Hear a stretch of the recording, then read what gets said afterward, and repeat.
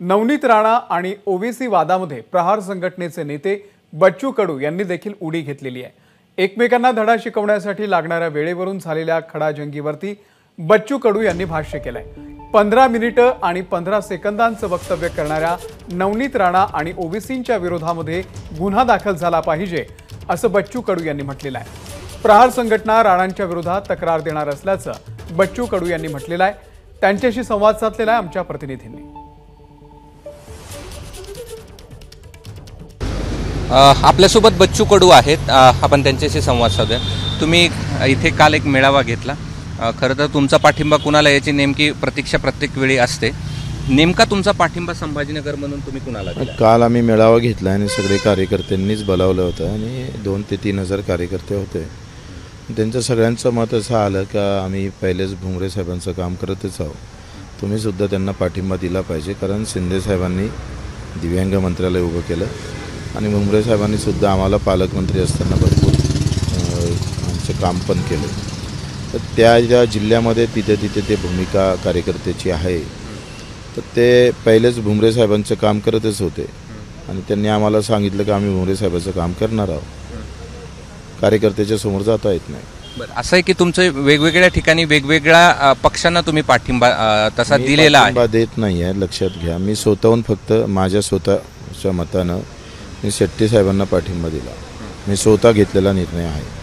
बाकी ठिकाणी त्या भागातला जो कार्यकर्ता आहे त्याला जे कामात पडतं आणि आपला पक्ष वळवायच्या सोयीनं जो समोर जातं। दुसरं, शिंदे साहेबाच्या आमच्यावर सध्या ऋण आहे दिव्यांग मंत्रालयाची, आणि ते या निवडणुकीच्या माध्यमातून कार्यकर्त्यांची मानसिकता आहे का आपण त्याचं परतफेड कसं करता येईल ते आपण पाहिलं पाहिजे। एवढा एक सामान्य असलेला प्रश्न आहे आणि ते त्या आनंदानं ते करत आहे काम।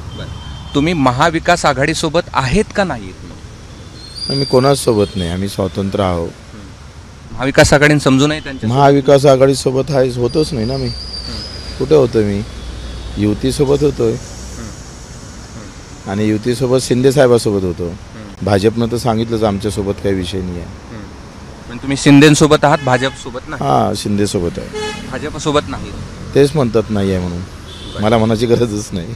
बरं, दुसरं असं आहे की नेहमी तुम्हाला जे आव्हान देतात नवनीत राणा यांनी ओवेसीला आव्हान दिलंय की 15 सेकंद आम्हाला द्या, म्हणजे दोघांवरही गुन्हे दाखल केले पाहिजे। ओवेसीनं जे 15 मिनिटं सांगितलं का हमको 15 मिनिट सोडून द्या आम्ही खाक करून टाकू, आणि हे म्हणतात 15 सेकंदात आम्ही खाक करू, तर हे दोघांवरही गुन्हे दाखल होणं गरजेचं आहे। दोघांचे स्टेटमेंट हे धार्मिक भावना भडकवण्याचे आहे, या देशाला खोकला करण्याचे आहे, देशाचं राष्ट्रीयत्व न जपणाऱ्याचं आहे, आणि म्हणून त्यांनी मुसलमानांची बाजू घेऊन बोलावं आणि आम्ही हिंदूची बाजू घेऊन बोलावं।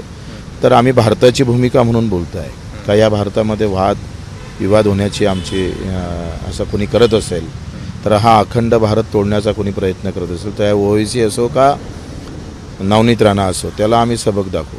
तुम्ही दाखल काही तक्रार करणार प्रहार संघटना? हां, आम्ही दाखल करू, गुन्हा दाखल करू, दोघांच्या विरोधात आम्ही तक्रार करू। मग अशा पद्धतीचे वक्तव्य राणा का करतात? दोघंही ओवेसीनं 15 मिनिटं म्हटले म्हणून यांनी 15 सेकंद म्हटले, तर दोघंही गुन्हेगार आहे। पण आता करण्याची काय गरज होती असं तुम्हाला वाटतं? यामागचा त्यांचा उद्देश काय? दुसरं काय, तुम्ही त्याच्याशिवाय कॅमेरा नेत नाही ना, हा तुमचा दोष आहे, त्यांचा थोडा दोष आहे। तुमचे कॅमेरे त्याच्याशिवाय जाते कुठे? बरं, मतदारसंघातलं आव्हान?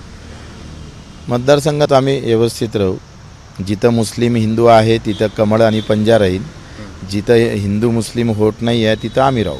धन्यवाद। हे होते बच्चू कडू आणि त्यांनी असं म्हटलंय की नवनीत राणा आणि ओवेसी यांच्यावर देखील गुन्हे दाखल केले पाहिजेत आणि आम्ही स्वतः या ठिकाणी दोघांच्या विरोधात देखील तक्रार देऊन गुन्हा दाखल करण्याची मागणी करू। कॅमेरामन बाळासाहेब पाचवणेसह मी कृष्णा केंडे, एबीपी माझा, छत्रपती संभाजीनगर। एबीपी माझा, उघडा डोळे बघा नीट।